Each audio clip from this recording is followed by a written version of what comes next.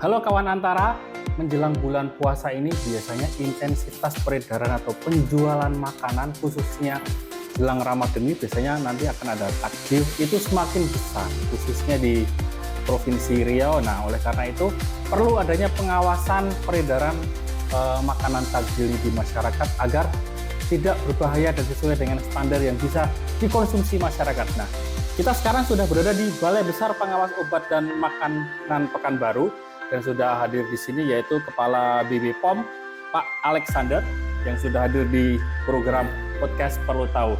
Gimana Pak kabarnya, sehat? Alhamdulillah sehat. Nah, Pak Alex, mengingat momentum Ramadan ini biasanya kan banyak ini ya Pak, UMKM yang menjual makanan atau minuman sebagai takjil dan ini momentum masyarakat untuk mencari rezeki yang lebih. Namun menghadapi peningkatan peredaran makanan ini kan juga biasanya diimbangi oleh pengawasannya juga Pak. Nah, dari BB POM di Pekanbaru ini seperti apa Pak persiapannya? Ya, terima kasih Pak. Jadi Balai Besar Pekanbaru atas arahan ya dari pimpinan kita, Kepala Badan POM telah secara rutin ya bertahun-tahun setiap menghadapi bulan puasa Lebaran kita akan melakukan intensifikasi pengawasan pangan.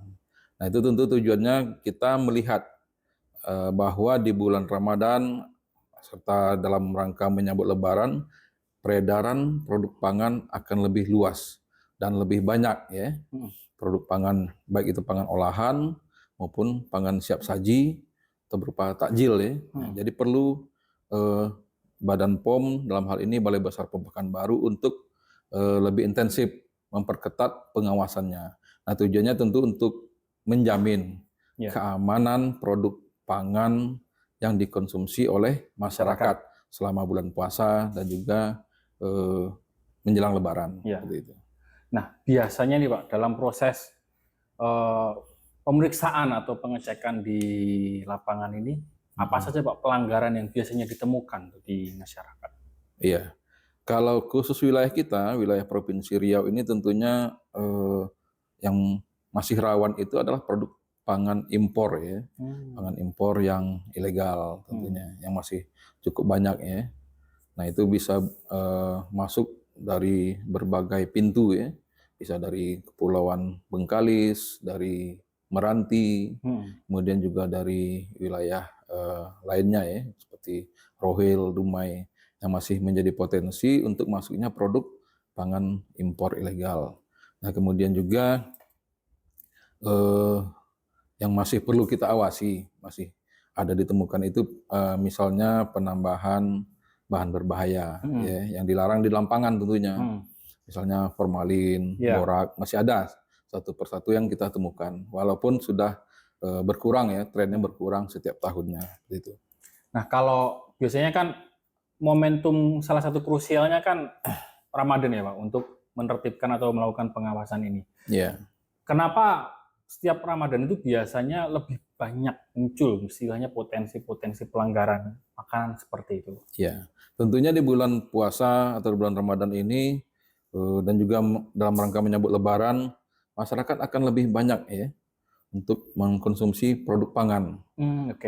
Baik untuk Lebarannya ataupun untuk buka puasanya ya. Jadi masyarakat lebih senang membeli produk-produk berupa takjil ya, yang ada di pasar takjil yang cukup banyak menyebar di Kota Pekanbaru ini.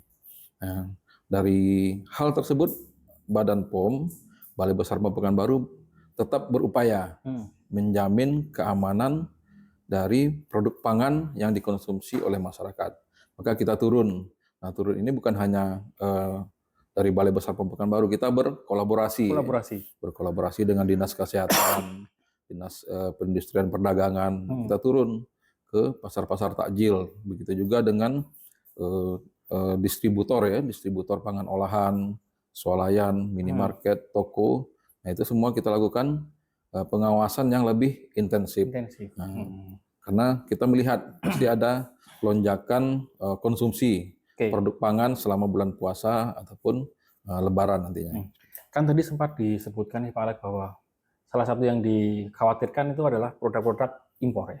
Iya. Nah, sementara kalau Ramadan ini kalau yang masyarakat biasanya lewat dan lihat itu biasanya justru produk rumahan, UMKM atau makanan rumah lah, snack-snack. Iya. Nah, apakah ada Pak perbedaan proses atau pengawasan terhadap produk impor yang masuk ini, atau apakah mungkin produk impor di bahannya aja, atau dengan perbedaan yang makanan yang rumahan itu tadi? Iya. Kalau produk impor ini termasuk dalam kategori pangan olahan ya. Pangan olahan yang wajib ada izin edar dari Badan POM. Ya. Nah, kalau kita melihat tentunya masih banyak ya masih ada ditemukan produk pangan impor yang tanpa izin edar Badan POM.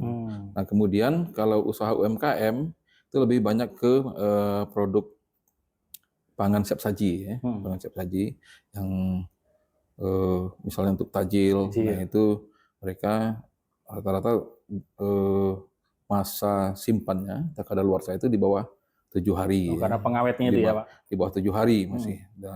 Nah itu tidak wajib izin edar Badan POM kalau untuk produk pangan siap saji. Tetapi kita tetap mengawasi, misalnya penggunaan pewarna ya, kemudian penggunaan formalin, karena masih ada yang nakal ya. Kemudian borak pada kerupuk ya, atau pewarna rodamin ya masih ditemukan misalnya pada produk delima ya, kayak es campur seperti itu ya, kayak sirupnya itulah ya. Iya. Nah, itu yang sering masih kita temukan gitu. Sejauh mana sih Pak resikonya ketika masyarakat itu mengkonsumsi makanan atau minuman yang tidak memenuhi standar dari BPOM sendiri? Ya sebenarnya produk pangan yang mengandung bahan berbahaya itu pasti akan berdampak ya. Tapi sifatnya akumulasi di dalam tubuh, tidak serta-merta misalnya kita makan produk mengandung formalin langsung sakit gitu. Kecuali produk pangan yang tidak memenuhi syarat secara mikrobiologi ya. Misalnya mengandung bakteri ya kan. Nah, itu akan berdampak langsung ya terhadap masyarakat yang mengkonsumsinya. Tapi kalau untuk produk yang mengandung formalin, kemudian pewarna rodamin, itu akan terakumulasi dulu dalam tubuh. 5 tahun, 10 tahun ke depan muncul kanker, muncul sakit ginjal dan macam-macam ya dampaknya.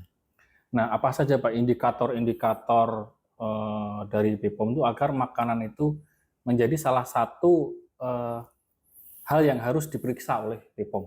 Indikatornya apa saja? Nah, kalau kita dari BPOM kita akan melihat ya, misalnya kita memeriksa suatu produk takjil yang makanan dengan menggunakan pewarna ya, atau minuman menggunakan pewarna. Nah, kita akan fokus melihat warna, misalnya warna rodamin. Nah, itu ditandai dengan warna merah yang mencolok. Terlalu pekat gitu, ya, mencolok. Dan itu tujuannya masyarakat tertarik gitu, tertarik untuk membeli produk itu.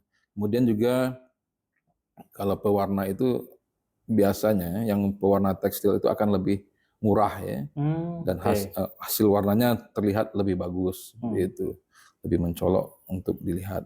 Nah itu salah satu tanda. Kemudian juga penggunaan borak misalnya pada kerupuk, nah itu biasanya akan tahan beberapa lama pada suhu ruang, tidak apa namanya ya, tidak rusak lah gitu ya. Nah, makin awet lah intinya, meskipun dengan bahan yang tetap renyah dia seperti itu.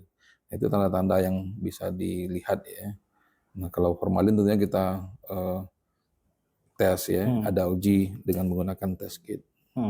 Kalau untuk pemetaan UMKM sendiri Pak Alex, khususnya di wilayah Provinsi Riau ini, sejauh ini bagaimana BPOM melihat pemetaan UMKM ini? Apakah semakin banyak, namun banyak yang belum terdata, atau seperti apa? Ya, kita melihat pertumbuhan UMKM di Provinsi Riau ini sangat tinggi ya. Tinggi. Karena mungkin itu usaha yang mudah dilakukan oleh masyarakat ya. Dan kemudian kita melihat bagaimana pertumbuhan jumlah gerai oleh-oleh di wilayah Kota Pekanbaru ini. Nah, kan cukup banyak bersaing tuh di Jalan Arifin Ahmad. Kemudian beberapa jalan ini di Jalan Nangka saya juga ada lihat ya. Nah, pertumbuhan itu cukup banyak dan kita bisa lihat langsung produk UMKM yang dipajang di situ, ya.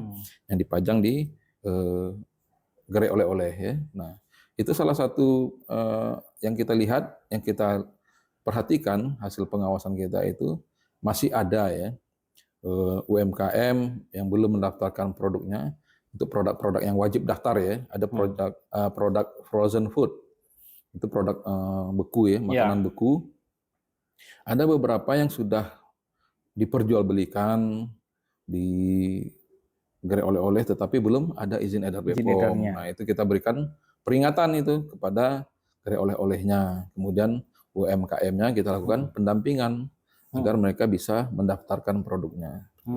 Oke, kalau mekanismenya sendiri nih, Pak Alex, jelang Ramadan ataupun nanti pas bulan Ramadan ini, mekanisme pengawasan sendiri terhadap makanan takjil khususnya yang keluar dari UMKM ini seperti apa, Pak? Apakah BPOM terjun melakukan pengecekan, kemudian yang tidak memenuhi standar langsung dilaporkan, ditindak, atau seperti apa? Ya.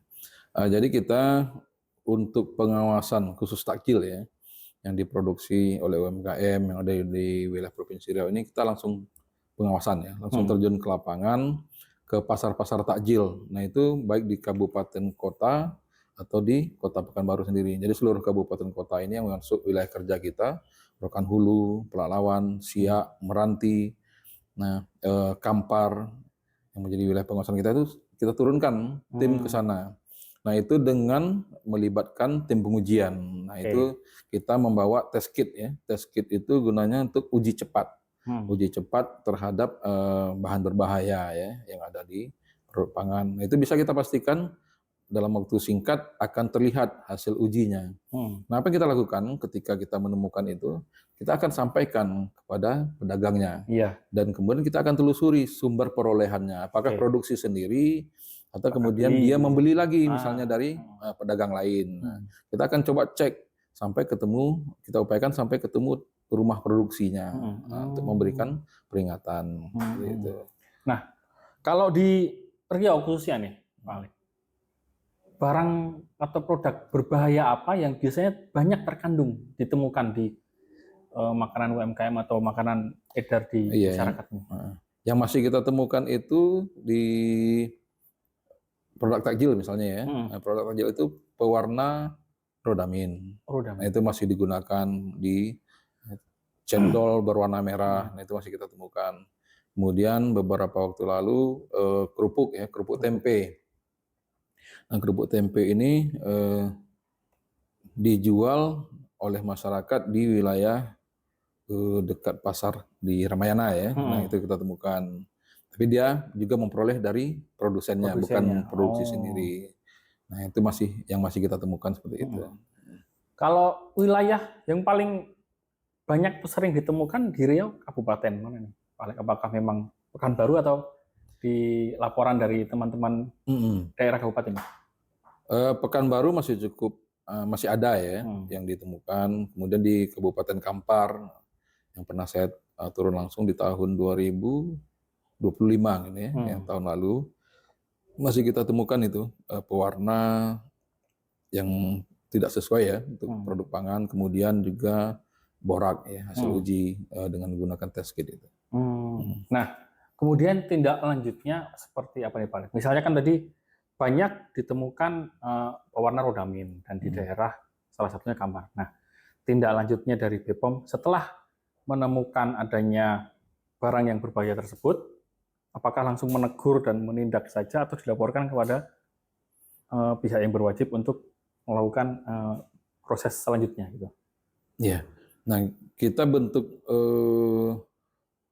teguran kita ya kepada pedagang yang masih menjual itu, pertama berupa edukasi, sampaikan bahwa hasil uji dari produk yang dijualnya tidak layak konsumsi, tidak memenuhi syarat, misalnya mengandung borak, mengandung formalin atau pewarna. Nah, setelah itu produk tersebut tentunya dilakukan pemusnahan. Nah, itu dilakukan pemusnahan terhadap produknya.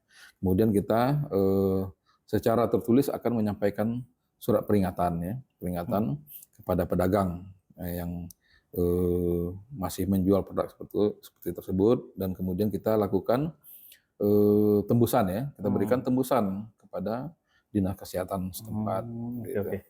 Nah, kalau misalnya sanksi pembinaan itu apakah pernah dilakukan, Pak Alex, untuk mungkin beberapa UMKM yang pernah ditemukan Iya. bermasalah, kemudian sudah ditindak, kemudian ada pembinaan khusus atau nanti hanya dicabut izin edarnya aja gitu? Rata-rata produk tersebut dilakukan pembinaan, tetapi mereka bukan produk yang Bukan industri ya? ada izin edar ya. Oh, Nah, karena itu hanya produk siap rumah saji ya. tangga aja ya? Ya, produk siap saji. Nah, kita lakukan pembinaan. Dan biasanya kita coba telusuri sampai ketemu produsennya. Produsennya. Nah, apa yang sebenarnya dipakainya. Pernah suatu saat kita menemukan sampai ketemu produsennya itu menggunakan pewarna rodamin ya. Jadi di rumahnya itu, rumah sederhana gitu ya. Memang kelihatan lantai ini merah semua, Home bekas industry pewarna gitu. rodaminnya itu. Oh. Itu wilayah seingat saya di air tiris, nggak salah itu tempat produksinya. Dan ketemu produknya itu di pasar di Bangkinang kayak gitu. Ternyata cukup Sampai masif. ketemu itu Masif ya. produsennya. Tapi ada hal yang sedikit unik ketika misalnya ini Pak Alek, kan biasanya momentum Lebaran atau Ramadan ini banyak juga yang menjual tidak membuka gerai, salah satunya online mungkin. Ya. Nah, untuk menindak makanan atau home industry yang mereka bergerak di channel distribusinya ini online karena tidak memiliki gerai di pinggir jalan, itu apakah pernah BPOM tuh sengaja memesan online untuk mencoba makanannya untuk diperiksa atau menunggu laporan atas adanya masyarakat yang bermasalah dengan adanya makanan itu? Jadi begini, jadi Badan POM itu sudah menugaskan seluruh UPT di seluruh provinsi ya untuk melakukan pengawasan yang namanya patroli cyber. Nah, itu rutin ya dilakukan patroli cyber itu. Mau bulan puasa, setiap bulan itu pasti dilakukan patroli cyber. Nah, tujuannya tentunya mengawasi semua produk ya, obat, makanan, kosmetik, obat tradisional yang dijual secara online. Ya. Nah, karena masih banyak yang dijual online tersebut tidak memiliki izin edar atau yang mengandung bahan kimia obat yang sudah ditarik kemudian masih diperjualbelikan ya, sudah ditarik oleh Badan POM atau dibatalkan nomor izin edarnya masih diperjualbelikan. Atau yang sama sekali misalnya kosmetik, krim siang, krim malam ya, yang banyak itu. Nah, itu diperjualbelikan secara online. Nah, itu ada tim patroli cyber kita yang mengawasi di setiap marketplace ya, marketplace yang ada di Indonesia ini sudah diawasi itu. Dan kita juga sudah punya MOU ya dengan marketplace itu agar tidak menayangkan iklan-iklan atau penjualan yang tidak memiliki izin edar Badan POM, kemudian produk-produk yang tidak yang sudah mengandung bahan kimia obat ataupun yang ditarik. Nah, hasil patroli cyber kita yang kita lakukan setiap bulan itu pasti kita laporkan. Yaitu kita laporkan ke Badan POM ya, Badan POM. Nah, tujuannya agar apa? Agar iklan tersebut diturunkan atau di take down. Setiap iklan itu di take down yang tidak memenuhi syarat ya menurut hasil analisa tim patroli cyber. Nah, tetapi ada tetapinya. Ada pelaku, itu kan pelaku kejahatan biasanya. Mereka akan buka akun baru. Iya, akun baru lagi. Mengakali. Iya, mengakali. Buka akun baru, kemudian jualan lagi. Nah, itu yang susah hilangnya itu. Maksudnya muncul lagi ya kan. Tapi kita terus melakukan patroli cyber tersebut. Nah, itu bisa ribuan yang dilaporkan itu hasil patroli cyber itu. Jadi kita tidak hanya mengawasi yang ada di gerai-gerai atau di toko-toko ya, tapi kita juga mengawasi secara patroli cyber. Nah, tapi ada indikasi, misalnya ini sudah terjadi di Pekanbaru. Hasil patroli cyber tersebut menunjukkan bahwa pelaku ini berada di kota Pekanbaru berjualannya. Kita coba pancing, kemudian kita buntuti sampai ketemu tempat produksinya. Karena kita melihat indikasi penjualannya besar, penjualannya tinggi ke seluruh Indonesia. Nah, itu kita lakukan operasi penindakan namanya. Nah, tujuannya untuk itu kosmetik atau makanan? Kosmetik ya. Kalau ini kasusnya kosmetik. Sudah 2 ini di Pekanbaru ini di tahun 2025 ya. Nah, tujuannya adalah untuk menerapkan sanksi pidana lagi. Nah, pidana karena itu sudah cukup besar kita lihat dan nampaknya tentu besar ke masyarakat. Nah, itu kita di tahun 2025 berhasil mengungkap dua pelaku usaha kosmetik seperti dengan itu. merek yang berbeda. Merek berbeda, orang berbeda. Nah, itu hasil patroli cyber kita. Oke. Nah, untuk mengedukasi masyarakat nih, Pak Alex, bagaimana saran dari BPOM sendiri ketika mau memilih produk ini, apa saja yang dilihat agar terhindar dari hal-hal yang itu tadi kan kadang ibu-ibu atau remaja ini pengen glowing tapi ngelihat yang murah mau nih ambil tapi ternyata izin dan syaratnya tidak memenuhi standar. Nah, itu seperti apa Pak Alex dalam memilih baik kosmetik ataupun makanan? Ya, kita dari Balai Besar Pekanbaru sudah rutin ya mengedukasi masyarakat baik secara langsung bertemu wajah gitu ya ataupun yang melalui media sosial. Kita berbagai jalur media sosial kita ada untuk mengedukasi masyarakat tersebut. Ada juga kita punya podcast ya, untuk mengedukasi masyarakat, bisa live di Instagram seperti itu. Nah, bagaimana caranya agar masyarakat bisa ya secara mandiri untuk mengamankan dirinya ya kan, mengamankan dirinya sebelum mengkonsumsi suatu produk ya, apakah obat, makanan, kosmetik, obat tradisional. Nah, masyarakat bisa lakukan cek-klik namanya. Nah, kita sudah menghimbau masyarakat selalu ya, kita himbau lakukan cek-klik, cek kemasan, apakah ada yang rusak. Terkadang ada izin edar tapi kemasannya sudah rusak ya kan. Oh iya betul. Ya kan ada yang penyok, ada yang sudah berlobang. Jadi terganggu itu pasti kualitasnya ya. Iya, kualitas pangannya juga diragukan di dalamnya. Kalau ketemu produk yang sudah rusak kemasan, jangan dibeli, ya kan? Nah, walaupun harganya murah. Nah, ya. Terkadang masyarakat harganya murah, penyok-penyok dikit nggak apa-apa, gitu kan? Ternyata dalamnya ikut rusak. Iya. Kemudian cek labelnya, baca semua tulisan yang ada di label tersebut. Terkadang ada makanan tersebut yang sudah menuliskan label, tapi masyarakat tidak membaca. Ada salah satu yang kita perhatikan di kejadian di Bangkinang ya, anak SD memakan makanan, saya lupa mereknya itu. Akibatnya apa? Kalau tulisan di situ tidak cocok untuk anak berusia di bawah 9 tahun. 9 tahun nah, itu ya? Yang konsumsi itu 7 tahun, ya kan? Nah, ternyata ada tulisan itu dan masyarakat anak-anak tidak membaca label ya. Itu pentingnya membaca label itu apakah sesuai dengan kita. Kemudian kita bacalah semua yang ada di label tersebut. Kemudian cek nomor izin edarnya. Cek izin edar apakah sudah ada izin edar dari Badan POM atau tidak ya. Nah, ini untuk masyarakat terkadang mencari produk-produk pangan impor ilegal karena sudah terbiasa ya kan. Di Bengkalis itu mereka sudah selalu memakan produk impor ilegal ya kan. Nah, tetapi itu tidak menjamin ya keamanan mutunya ya. Ketika terjadi keracunan, jadi masyarakat tidak bisa menuntut pemerintah. Apabila terjadi keracunan atau hal-hal yang tidak diinginkan dampak dari makanan tersebut. Kemudian setelah cek izin edar, cek tanggal kadaluarsa. Nah, ini yang pernah kita lakukan pengawasan ya di salah satu swalayan besar ya di Pekanbaru ini. Di bulan, seingat saya di ini ya Nataru.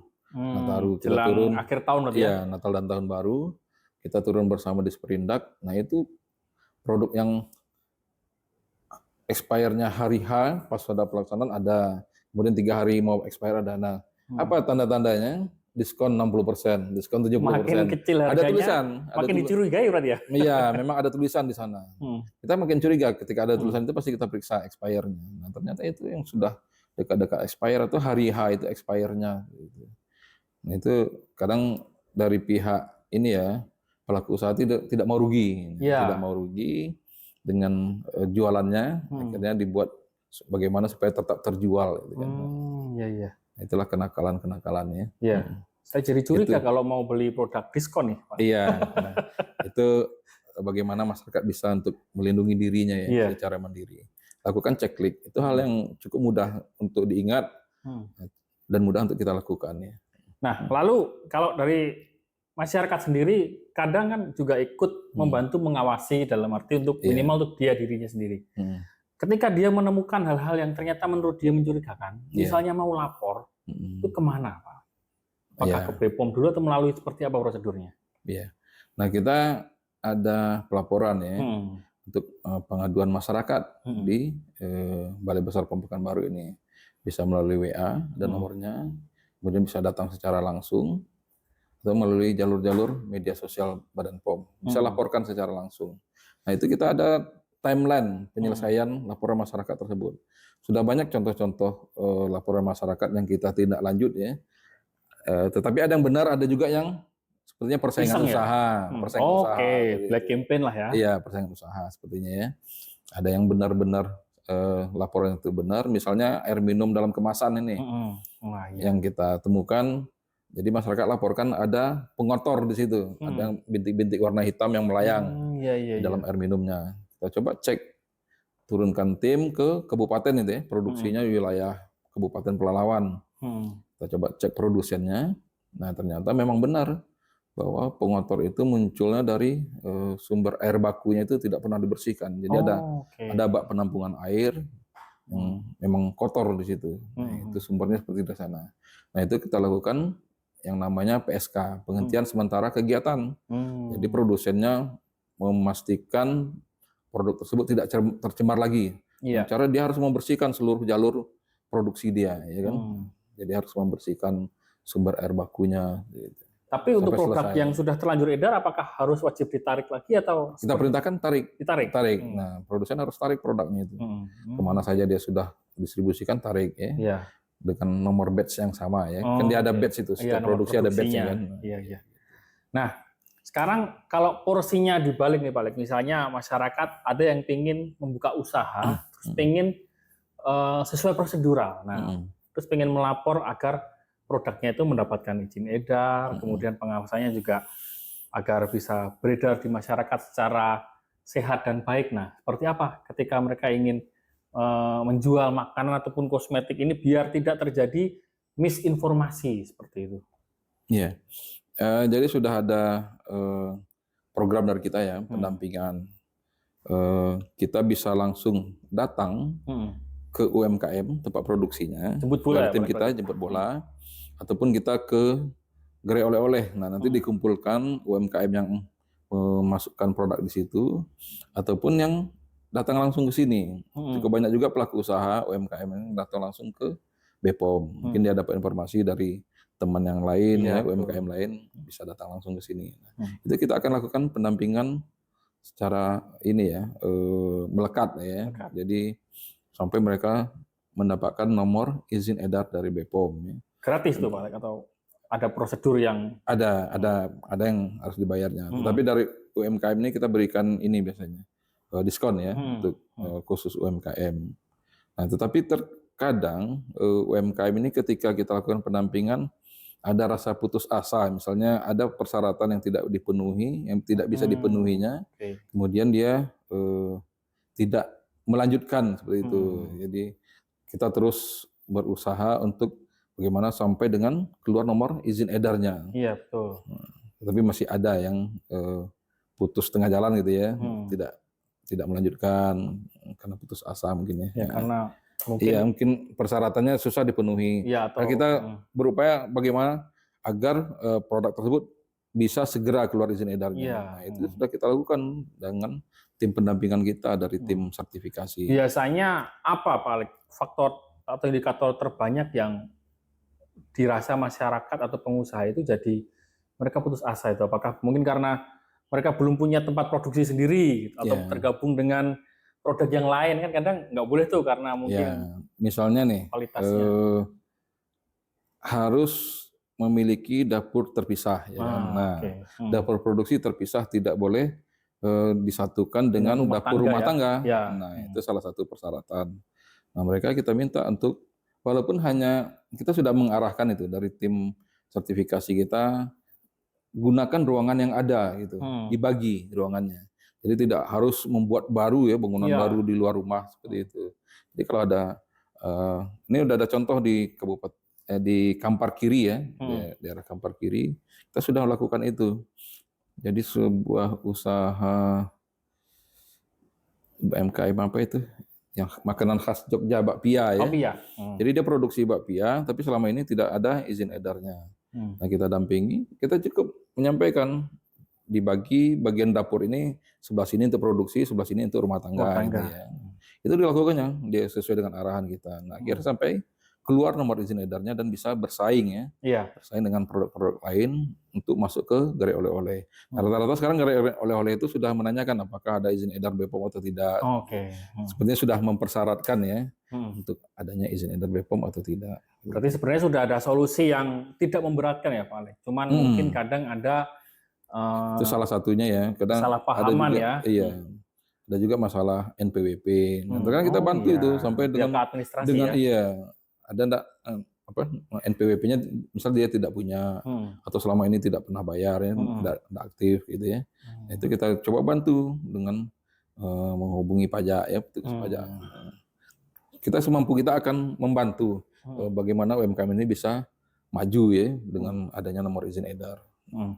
Baik, terakhir nih Pak Alex, bagaimana harapan BPOM ini khususnya di Pekanbaru dan Riau terhadap campaign yang dilakukan kepada masyarakat, namun juga turut membantu pertumbuhan perekonomian masyarakat nih. Kadang kan kesannya kalau BPOM tuh jadi takut masyarakat kalau misalnya, aduh nggak ada izin edarnya, nggak ada ini. Nah harapannya seperti apa Pak Alex dengan adanya banyak campaign seperti yang dilakukan BPOM terhadap pengawasan, namun juga ingin mengangkat perekonomian masyarakat ini lebih banyak tumbuh gitu. Iya, jadi Badan POM sebenarnya sudah sangat peduli ya dengan UMKM yang ada di seluruh Indonesia ini. Karena kita lihat UMKM ini sangat kuat sangat kuat. Ketika terjadinya masa di tahun 98 itu, ya kan, UMKM yang bisa bertahan, ya kan, UMKM bisa bertahan. Dan masyarakat sudah melihat hal itu. Gitu. Jadi masyarakat sekarang banyak yang buka usaha itu UMKM. Nah, Badan POM fokus untuk melakukan pendampingan kepada UMKM yang ada di seluruh Indonesia ya. Nah, untuk Balai Besar POM Pekanbaru tentunya UMKM yang ada di Provinsi Riau ini. Nah, bagaimana upaya Badan POM untuk membantu UMKM? Bisa secara langsung kita datang ke tempat usahanya ataupun UMKM-nya yang ke Balai Besar POM Pekanbaru. Dan kita juga sudah melakukan edukasi-edukasi ya untuk bagaimana kita bisa mendapatkan nomor izin edar BPOM itu melalui media-media sosial kita. Nah, sudah banyak ya UMKM yang kita berhasil untuk mendapatkan nomor izin edar itu jumlahnya cukup banyak di wilayah Provinsi Riau nih. Nah, tentunya kita harap setelah mereka mendapatkan nomor izin edar ini kemampuan mereka untuk bersaing ya akan lebih meningkat, ya. Dan masyarakat juga lebih percaya dengan produknya. Ketika ada izin edar BPOM, artinya produk tersebut sudah aman untuk dikonsumsi seperti itu. Jadi ada penambahan rasa nilainya trust masyarakat terhadap produk ada, ya kan. Nah, kemudian dia juga bisa bersaing ke gerai oleh-oleh, ke swalayan, dia bisa masuk dan bisa ditaruh di wilayah manapun ya Pak. Iya, di seluruh Indonesia bisa. Nah, penting sudah ada nomor izin edar. Baik, terima kasih Pak Alex sudah sharing dengan kita dan tentunya akan kita sampaikan kepada masyarakat luas nanti bagaimana agar masyarakat ini lebih bijak dalam memilih dan memilah makanan maupun kosmetik yang sesuai izin yang bisa dikonsumsi oleh masyarakat. Dan tentunya bagi pengusaha sendiri agar tidak takut untuk memulai usaha dan tahu bagaimana cara mulai usaha ini agar tetap aman untuk bisa beroperasi dan juga memproduksi agar ekonomi dan kesehatan kita tetap pulih. Sampai jumpa di program Publik Perlu Tahu di episode yang selanjutnya. Sampai jumpa. Terima kasih Pak Alex. Iya, terima kasih Pak.